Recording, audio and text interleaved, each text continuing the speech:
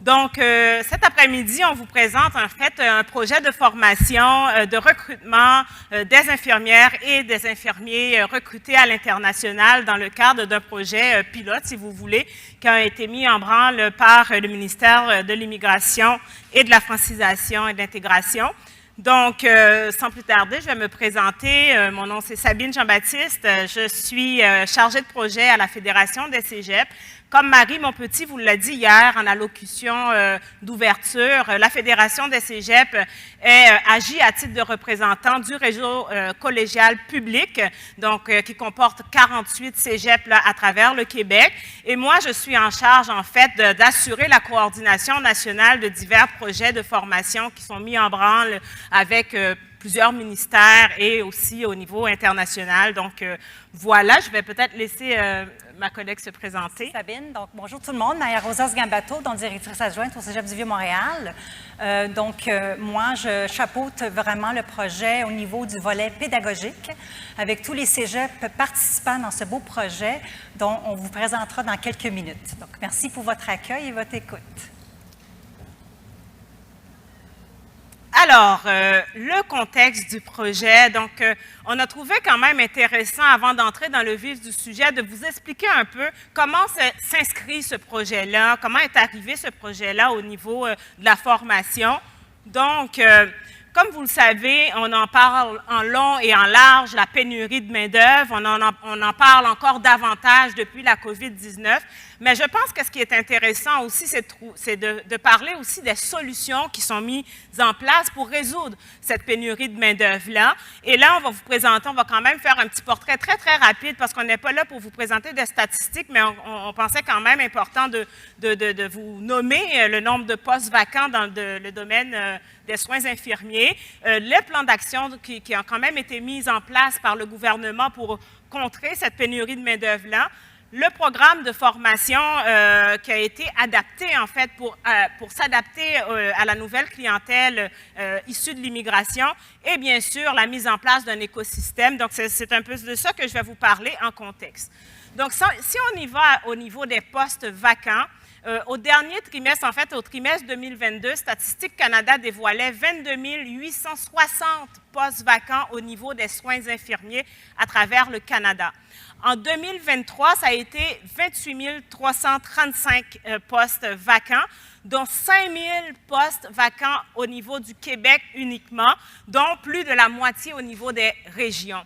Donc, on pensait quand même que c'était important pour vous de vous conscientiser à ce manquement de main-d'œuvre au niveau du réseau de la santé. Mais ce qu'il y a de particulier ici quand même, c'est que le gouvernement a mis en place son plan d'action d'opération main-d'œuvre qui, en fait, a investi 130 millions de dollars là, pour venir trouver des mesures, pour mettre en place des mesures pour venir combler le recrutement là, des personnes au sein de certains secteurs névralgiques, entre autres celui de la santé. Et pour le secteur de la santé uniquement, 65 millions ont été investis. Je vous en parle. Pourquoi je vous en parle? En fait, c'est pour arriver à mon projet, là, le projet de recrutement international d'infirmières et d'infirmiers recrutés à l'étranger. C'est de là que naît ce projet-là. À partir de cet investissement-là, le projet a vu le jour. C'est un projet qui est porté par le ministère de l'Immigration, de la Francisation et de l'Intégration, en collaboration avec divers autres ministères, mais principalement le ministère de l'Enseignement supérieur et le ministère de la Santé et des Services sociaux.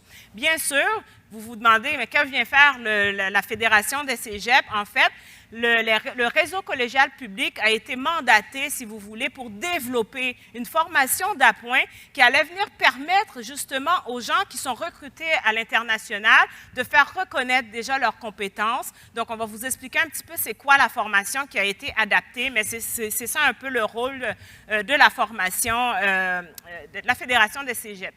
L'objectif de ce projet est de recruter 1000 infirmières et infirmiers à l'international pour combler des postes stratégiques là, dans les divers établissements collégiaux à travers la province tout entière. Donc, c'est un peu ça le contexte, là, si vous voulez, du projet, mais également, ce qui est important de spécifier, c'est au niveau du programme qui s'inscrit vraiment dans le cadre spécifique de ce projet-là. C'est un projet à portée limitée, donc c'est pas là pour durer là, à travers le temps. Donc, c'est un projet unique, c'est un projet qui est novateur. C'est une des premières fois qu'on développe un projet de ce genre-là, de cette envergure-là au niveau collégial. C'est aussi un projet qui est offert exclusivement aux infirmières et infirmiers recrutés à l'étranger. Puis là, j'aimerais quand même apporter une spécification, c'est-à-dire que les personnes qui sont recrutées, c'est des personnes qui ont déjà un diplôme d'études en soins infirmiers de leur pays d'origine. Donc, ce diplôme-là leur permet justement d'accéder au recrutement. Donc, c'est sûr là, qu'ils passent à travers plusieurs tests, parce que, vous le savez, soins infirmiers, c'est une profession qui est très normée, qui est d'ailleurs supportée par l'Ordre des infirmières et infirmiers du Québec, qui participe également au projet de recrutement. Donc, ces personnes, pour être recrutées, donc ils passent à travers ces tests-là, ils obtiennent des prescriptions pour valider cette compétence, parce qu'on s'entend que c'est des gens qui vont interagir avec des patients, des personnes qui ont besoin de soins, donc on veut s'assurer quand même de la qualité d'information qui va être donnée à ces personnes-là. Voilà, ça leur permet également, c'est une formation qui leur permet d'intégrer aussi directement le marché du travail tout en suivant leur formation. Donc, lorsqu'ils sont inscrits à la formation, ils peuvent devenir préposés aux bénéficiaires pour une durée maximale de 20 heures par semaine, parce que quand même, les études, vous comprendrez que c'est ça qui est prioritaire. Mais c'est bien aussi, parce qu'on parlait beaucoup d'inclusion, d'inclure ces personnes-là déjà dans les milieux, en même temps qu'ils sont en train de se former, parce que ça leur permet justement d'interagir puis de se familiariser avec la terminologie, l'environnement de travail, etc. Donc, c'est un bienfait à ce niveau-là. Actuellement, le projet, en fait, le projet découle en fait du programme d'intégration à la profession infirmière. Pour ceux et celles qui se demandent qu'est-ce que c'est WA00, là c'est le code programme. Tous les programmes de formation ont un code qui leur a attitré. Actuellement, le projet est rendu à sa 5e phase. On va bientôt débuter là, la 5e phase. Mais ce que je trouvais quand même intéressant à vous dire, c'est que les 3 premières phases étaient uniquement dédiées aux régions. Donc, c'est intéressant à ce niveau-là. Donc, les besoins des régions ont été pris en compte et l'intégration de ces personnes-là dans les régions a été vraiment prioritaire dans le cadre de ce projet-là. Il y a plus de 1350 étudiantes et étudiants qui ont intégré la formation depuis le début là, des cohortes, en fait. Donc, voilà. Et là, j'arrive à quand même un point intéressant parce que je vais vous parler d'écosystème, puis c'est drôle, Maria et moi, on riait hier parce que c'est un mot on pensait arriver avec un mot nouveau, puis qui allait susciter l'intérêt des gens, mais on a remarqué que hier, c'est un mot une terminologie qui revenait souvent, puis j'ai vu quelques kiosques aussi qui ont utilisé ce thème-là. Donc, mais cet après-midi, on va quand même vous parler d'un écosystème gagnant, mais dans le système éducatif. Puis je trouvais quand même intéressant, puis j'ai cherché, là, tantôt je me suis dit, c'est intéressant de définir qu'est-ce que c'est un écosystème, qu'est-ce que ça veut dire dans le système éducatif. Donc, j'ai cherché dans le dictionnaire de l'éducation. Alors, on peut lire, ça je vais agrandir parce que j'ai le déni de lunettes, là, donc j'agrandis un peu. Donc, dans ce contexte, le terme écosystème désigne l'ensemble des acteurs, des ressources et des relations qui interagissent pour soutenir la mise en place d'un programme de formation. Cela inclut les partenaires éducatifs, les employeurs, les organismes communautaires, les instances gouvernementales et les autres parties prenantes. Mais c'est exactement ça qu'on vous présente aujourd'hui comme écosystème. Donc, comme vous voyez, j'attire votre attention vraiment au centre de l'image, parce que c'est ça la clé, c'est ça qui a guidé ce projet-là. Ça a été vraiment l'accueil et l'intégration et surtout la réussite des personnes qui sont recrutées à l'international. Et c'est pour ça qu'on l'a placé vraiment au centre. Et comme vous voyez, ces gens-là sont est entouré par cet écosystème-là qui représente les partenaires et les acteurs. Donc, on voit les différents ministères, la Fédération, le Cégep du Vieux-Montréal qui agit à titre pédagogique, les comités régionaux qui ont été mis en place vraiment pour s'assurer de la coordination terrain de ce projet-là, pour le suivre au pas à pas, les organismes communautaires qui vraiment, sans eux, ce projet-là aurait été extrêmement difficile parce que c'est eux qui accueillent, qui aident un peu, qui apportent cette aide-là aux nouvelles personnes qui arrivent ici au Québec. Donc, c'est vraiment important la concertation de ces acteurs-là. Mais quand même, au-delà de ça, pour que cet écosystème soit fonctionnel, pour que cet écosystème soit intéressant et pour que cet écosystème puisse favoriser l'inclusion, on a quand même mis en évidence là, 5 thèmes qui, pour nous, représentent vraiment des aspects importants, dont l'engagement. Ça veut dire quoi, l'engagement? Ça veut dire que chacun des acteurs a un rôle à jouer à l'intérieur de ce système-là. Ils ont un rôle défini et ils doivent s'engager à travers des responsabilités qui entourent ces rôles-là. Je vous le dis, sans ça, ça ne fonctionne pas. Les gens ont besoin de savoir qui fait quoi. Donc, l'engagement, c'est vraiment pour assurer la réussite de cet écosystème. On ne peut pas faire autrement que passer à travers cet engagement-là et s'y tenir aussi à l'engagement. La communication. Donc, la communication, c'est-à-dire qu'on s'est soucié de mettre en place un environnement dynamique qui permet des échanges de connaissances, des échanges de compétences et des échanges de solutions. Donc ça passe par la communication également au niveau de l'écosystème qui a été mis en place. Et par la suite, on peut planifier. On va planifier quoi? On va planifier les étapes de mise en œuvre, on va planifier les étapes, les objectifs par lesquels on va passer, quels sont les résultats qui sont attendus, quelles sont les durées qu'on va imposer pour arriver à certaines solutions ou à certains résultats. Donc, la planification est tout aussi importante. Et je dirais également la concertation. Donc, la concertation, qu'est-ce que ça fait? C'est que ça permet de prendre des décisions, mais des décisions coercitives. C'est-à-dire quoi? C'est-à-dire s'assurer de prendre des décisions qui sont communes, des décisions qui sont cohérentes avec l'objectif qu'on s'est fixé. Donc, n'oublions pas que l'objectif, c'est la réussite de cette main-d'œuvre-là qu'on va chercher de l'extérieur. Donc, on veut vraiment favoriser cette réussite-là. Puis, c'est des gens qui arrivent déjà avec un bagage riche, qui arrivent déjà avec leurs propres compétences. Donc, tout ça, c'est important d'avoir cette cohésion-là dans notre façon d'agir, dans les actions qu'on va prendre. Et c'est ça qui va mener vers la réussite. Et pour nous, la réussite, ça veut dire quoi? Ça veut dire la synergie. Lorsqu'on est en synergie avec nos partenaires, la synergie se reflète également à travers les personnes participantes qui prennent part au projet. Donc, je trouvais quand même intéressant de vous décrire notre écosystème qu'on a dû mettre en place pour favoriser ce projet. Puis là, vous vous dites, mon Dieu, tout est beau, tout a l'air rose. Je vous le dis, non, ce n'est pas le cas. Okay? Donc, ça comporte des défis, effectivement. Puis il y a quelqu'un qui l'a dit ce matin, tout n'est pas rose, puis tout n'arrive pas, tout n'est pas beau. Là. Il y a des défis, il y a des enjeux qui sont importants quand même à nommer.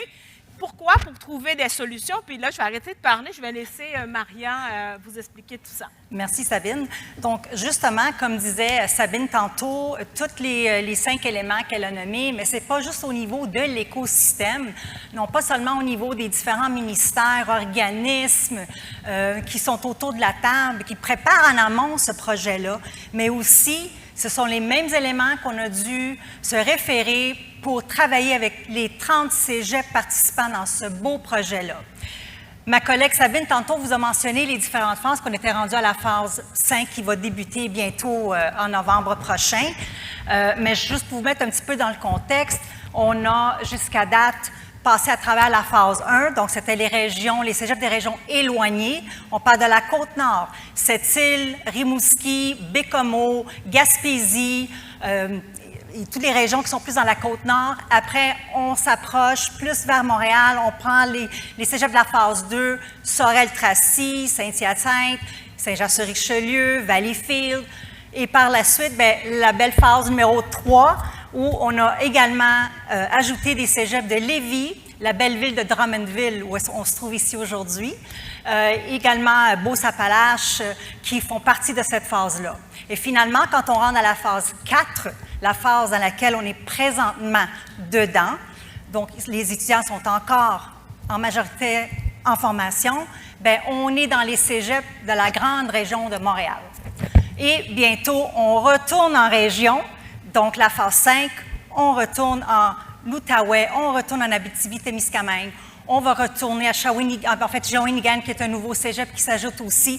Donc, on est plus dans les régions éloignées. Alors, comme le dit Maria, je vais quand même préciser que le projet a commencé avec la participation de 9 cégeps.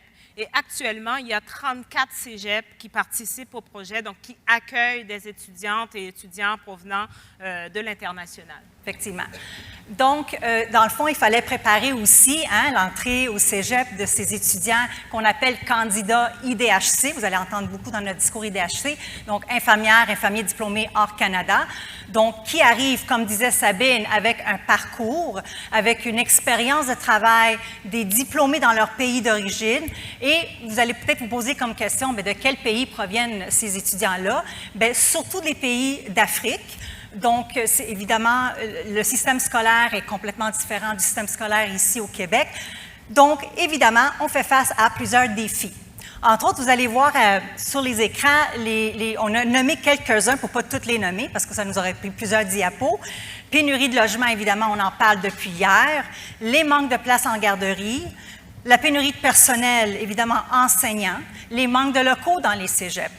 On ne se le cachera pas, il manque des locaux. Complexité logistique, on en a parlé hier aussi, le transport, surtout dans les régions éloignées, que c'est très difficile, presque inexistant. Toute la difficulté d'adaptation des candidats qui arrivent, on parle du choc culturel, on parle des apprentissages qui sont différents. Ils ont vraiment une côte à monter. Mais je tiens quand même à vous mentionner qu'on ne parle pas seulement des candidats qui font face à ces difficultés-là. Il ne faut pas oublier le personnel enseignant, il ne faut pas oublier le personnel qui travaille dans les cégeps. Entre autres, je me permets de les nommer, les conseillères pédagogiques qui travaillent dans les cégeps.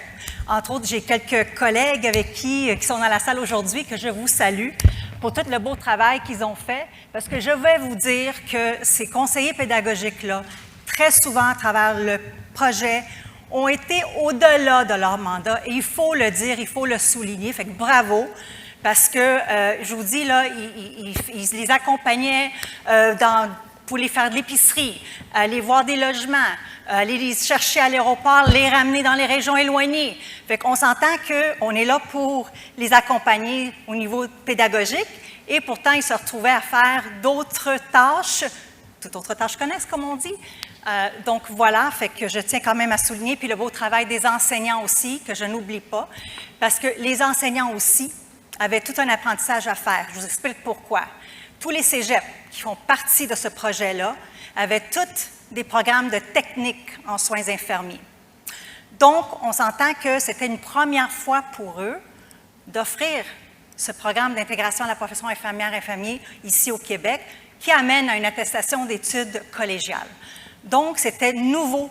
La clientèle était nouvelle, l'apprentissage, la formation. Alors, les cégeps aussi avaient beaucoup, beaucoup de travail à préparer en amont pour accueillir ces cohortes d'IDHC. Et aussi, un autre élément, on n'oubliera pas la précarité financière. Souvent, les étudiants qui arrivaient ici, candidats IDHC, bien, ils se retrouvaient dans une situation de précarité financière parce que, avec la vie qui coûte cher, les logements qui sont très élevés, payer des garderies, même si le projet était financé par le ministère de l'Immigration et Translation, il y avait quand même des manquements parce qu'une subvention de 500 $ par semaine ne suffisait pas pour faire l'épicerie, payer le logement et tout ce qui va avec. Donc, souvent, encore une fois, les cégeps, les établissements de santé se sont vraiment mis ensemble et ont vraiment donné un petit coup de pouce pour trouver des cartes cadeaux, pour la Fondation des cégeps qui ont aussi été impliqués pour venir en aide à certaines familles qui se retrouvaient ici avec des fois 2 enfants, 3 enfants, 4 enfants. On a déjà eu des familles de 6, 7 enfants. Donc, c'est beaucoup de planification, beaucoup d'aide qui devait être fournie à ces familles-là, justement pour qu'ils puissent se concentrer sur les études et ne pas subir des manquements de base. Maintenant, on parle un petit peu plus au niveau de la pédagogie. Non, ça s'envole. Donc, le mandat du Cégep du Vieux-Montréal, en fait, c'est un mandat qui a été donné par le ministère de l'Enseignement supérieur, donc le Cégep du Vieux, qui chapeaute déjà, qui est propriétaire de l'AEC en soins infirmiers. Juste pour que vous puissiez comprendre un petit peu le contexte, en fait, il y a seulement 6 cégeps dans la grande région de Montréal qui offrent l'AEC en soins infirmiers. Donc, le programme que nous avons offert aux candidats IDHC qui viennent de l'international. Donc, les cégeps avaient vraiment besoin d'un accompagnement, de soutien pédagogique, considérant que c'était une première fois pour eux d'offrir cette formation-là. Donc, les différents accompagnements que nous avons offerts, en fait, mon équipe, j'ai une équipe de conseillers pédagogiques, donc on est allé chercher un budget justement pour créer des postes de conseillers pédagogiques avec une expertise en soins pour justement la réussite scolaire. Donc, l'équipe qui fait partie du consortium du Cégep du Vieux-Montréal offrait du soutien, de l'accompagnement à travers des rencontres avec les différents cégeps, avec les CP des différents cégeps, des enseignants aussi qui participaient à des rencontres, justement pour voir un peu comment se passait la formation dans les classes.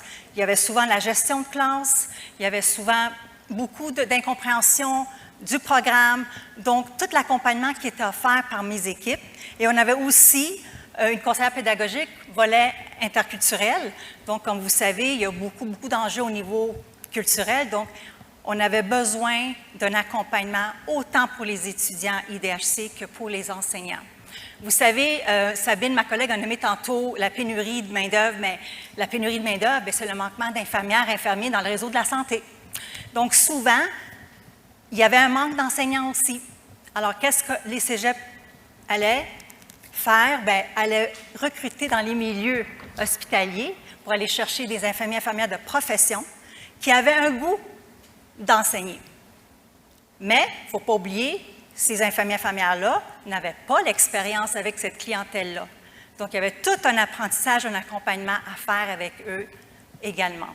Et pas seulement l'expérience avec la clientèle internationale, mais aussi l'expérience pédagogique, parce que c'est une chose pratiquer le métier et c'est autre chose enseigner aussi le métier. Donc, il a fallu l'équipe justement de Maria Rosa mettre en place un système pédagogique pour aider ces personnes-là à assimiler la pédagogie assez rapidement pour leur permettre par la suite de dispenser les formations. Oui. Ce qui m'amène à vous parler du développement et de partage de divers outils qui ont été élaborés, qui ont été mis en place justement pour accompagner ces enseignants-là, mais aussi les conseillères pédagogiques. Il y avait aussi des ateliers interculturels qui ont été élaborés pour justement accompagner encore une fois les cégeps participants dans ce beau projet-là. Évidemment, il ne faut pas oublier, on forme nos IDHC, on les sanctionne, ils sortent avec un beau diplôme, mais ce n'est pas terminé. La formation continue. Il ne faut pas oublier que dans les milieux cliniques, elle doit continuer. Et c'est ça la difficulté à laquelle on a fait face, c'est que souvent, le personnel soignant dans les établissements de santé se disent « bien, ils arrivent dans notre milieu, voyons donc, c'est des infirmiers, infirmières diplômés dans leur pays d'origine, ils ont des connaissances, ils devraient savoir comment que ça fonctionne. » Eh bien non. C'est non parce que ce n'est pas une clientèle qui a eu les bases depuis le début comme dans une technique de soins infirmiers. Donc, ce n'est pas pareil. L'approche pédagogique est différente, l'enseignement se fait différemment. Donc, il y a aussi un apprentissage à faire dans les milieux cliniques. Et on se rend compte que plusieurs milieux cliniques ne sont pas habitués à accueillir des IDHC qui sont recrutés à l'international. Donc, rapidement, encore une fois, les équipes se mettent en place pour dire qu'il faut accompagner aussi les milieux cliniques. Ça prend une préparation et en amont, si on veut que ce projet-là soit une réussite et qu'on permet aux IDHI d'avoir une place et de se sentir accueillis et de s'intégrer avec les équipes de soins qui existent déjà dans les milieux. Puis si je peux me permettre aussi, ce matin, j'ai trouvé très intéressant, quelqu'un a parlé de la responsabilité partagée. Tout à fait, parce que pour réussir cette intégration-là, puis de l'inclusion surtout dans les milieux de soins, que ce soit auprès des patients ou auprès des collègues de travail, ça prend les deux côtés. Donc, le choc culturel, c'est des deux côtés que ça vient aussi. Donc, c'est important de le prendre en compte, c'est important de nommer les choses. Puis oui, c'est important de faire des erreurs pour les corriger par la suite.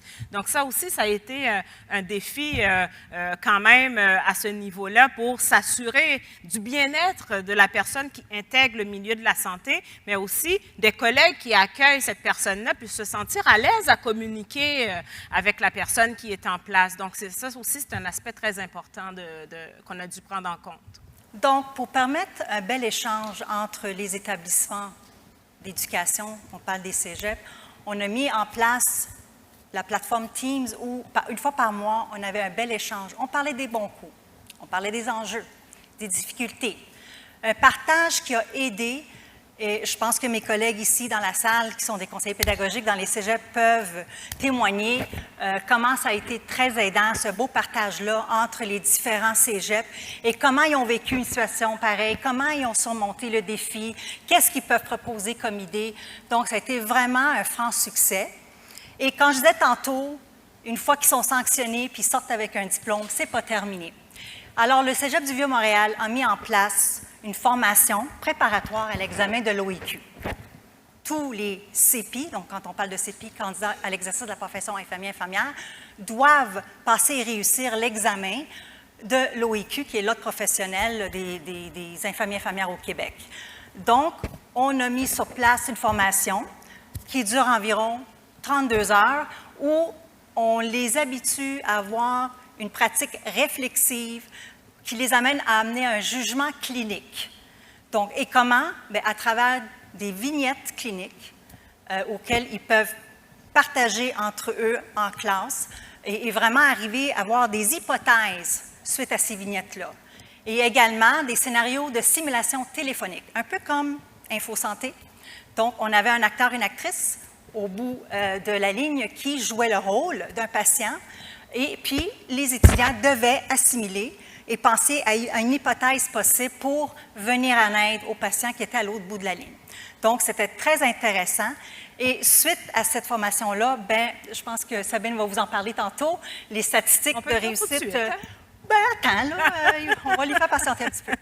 Et puis, en fait, ce qu'on est en train de travailler présentement, et je tenais vraiment à le mentionner, ce n'est pas fini. Une fois qu'ils font l'examen de l'ordre de l'examen de l'OIQ, ils doivent également faire un examen de français, donc l'examen de l'OQLF, l'Office québécois de la langue française.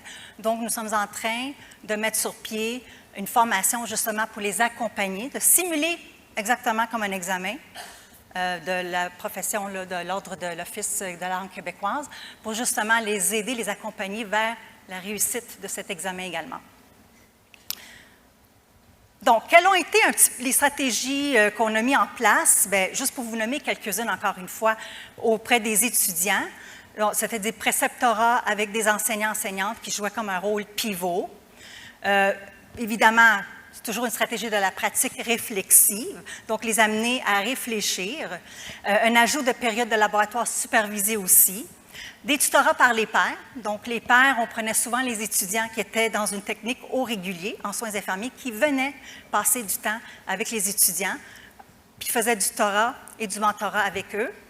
On a eu également ajouté des journées de stage, justement, parce qu'il y avait besoin un peu plus d'accompagnement. Puis, on ne vous le cachera pas, les grandes difficultés, en fait, c'était souvent en stage. Ils ont des stages en médecine et chirurgie. Donc, c'était tout un apprentissage pour eux et évidemment, le stress durant ces stages-là, parce qu'évidemment, les étudiants savent qu'ils sont évalués, donc ça l'augmente. Et c'est une charge énorme pour eux. Aussi, la rétroaction constructive fréquente auprès des étudiants. Donc, chaque fois qu'il y avait de la difficulté avec une tâche ou il y avait pas bien agi ou intervenu auprès d'un patient, bien, on faisait une rétroaction, justement pour rectifier puis lui permettre de s'améliorer. Les étudiants ou étudiantes étoiles, il y a toujours 1 ou 2 personnes dans le groupe qui étaient plus forts. Donc, ils faisaient aussi de l'accompagnement auprès des étudiants qui avaient un peu plus de difficultés. Et évidemment, en tout dernier, il y avait toujours la possibilité de faire un contrat de réussite. Donc, encore là, on va utiliser le mot engagement. Donc, on s'engage à t'accompagner, mais tu t'engages à atteindre les objectifs que nous allons établir ensemble. Donc, voilà un aperçu des différentes stratégies qui étaient offertes aux étudiants durant la formation préparatoire. Alors, on va terminer, puis je vois le petit signal rouge là, qui s'allume. Donc, pour terminer, on pensait quand même intéressant de vous donner en chiffres qu'est-ce que ça représente là, au niveau de la formation dans les cégeps de région. Mais c'est plus de 643 étudiantes et étudiants qui ont été inscrites à cette formation-là. Et là, 512 étudiantes et étudiants ont réussi la formation. Puis j'ai écrit quand même à ce jour. Pourquoi? Parce que certaines cohortes ne sont pas encore terminées. Donc, comme vous pouvez le constater, c'est quand même un très beau taux de réussite dont on est vraiment fiers et que les personnes aussi qui ont suivi cette formation-là sont très, très fiers. Et là, je vous dévoile le punch de tantôt. Donc, 88% de ces étudiantes et étudiants ont réussi l'examen de l'ordre. Donc, vraiment, c'est une grande étape et c'est une grande fierté pour eux. Puis, c'est tellement intéressant parce qu'ils arrivent pour recevoir leur diplôme avec leur habit traditionnel et prendre la belle photo. On ressent leur fierté parce que c'est des gens qui ont quitté leur pays, qui ont fait des sacrifices, qui viennent ici pratiquer un métier qu'ils aiment parce que c'est des gens humains. Puis on s'était dit qu'on n'allait pas l'utiliser, mais je l'utilise quand même parce qu'on parle souvent de l'avion en plein vol. Hein, on construit l'avion en plein vol, mais je pense que ce qui fait la différence dans ce projet-là, c'est que dans cet avion, on a pris conscience qu'il y avait des humains, d'abord et avant tout, dans cet avion-là. Et c'est ce qui nous a permis de mettre des choses en place pour venir en aide à ces personnes, d'abord et avant tout, qui sont des humains, qui viennent chez nous, qui viennent s'installer, qui ont cette volonté d'apprendre, et des gens qui le reçoivent aussi, qui ont cette volonté d'aller vers l'autre. Donc ça aussi, c'est quelque chose d'important. Puis Maria parlait d'atterrissage de cet avion-là. Donc quand ils arrivent, quand on voit les résultats, 88%, on s'est dit, mon Dieu, on est vraiment, l'avion a bien atterri et donc on en est fiers. Au niveau, oui, merci. En effet, je voulais juste ajouter, je tenais à ajouter à ce que Sabine disait pour faire du pouce. Oui, c'est un avion. Quand j'ai pris ce poste-là, mon directeur, Éric April, qui n'est pas là aujourd'hui malheureusement, il m'avait dit, Maria-Rosa, tu vas voir, ça va être un avion qu'on va construire en plein vol. Et je dis, bien voyons donc. Il me semble que les avions, avant que ça décolle, il faut que ça soit bien construit et prêt à partir puis sortir du hangar. Eh bien non. Un avion qu'on a construit vraiment avec tous les partenaires autour de la table en plein vol. Et j'ai dit, on a de la turbulence. Eh bien oui, la turbulence, des défis à surmonter, mais je vais vous dire, l'atterrissage a été de toute beauté. Parce que le taux de succès est incroyable. Puis, ce qu'on dit dans ce projet-là, on n'est pas en train de promettre mer et monde à ces candidats qui arrivent ici au Québec, dans cette belle province. On est en train quand même de leur dire, vous avez des obstacles à surmonter, oui, il y a des défis, nous sommes là pour vous accompagner, pour vous soutenir, tout au long du projet et par la suite. Mais par contre, il y a également une possibilité d'échec. Mais ce qu'on a fait, c'est qu'on a mis en place des solutions que s'il y avait un échec au bout de la ligne, on a quand même des solutions.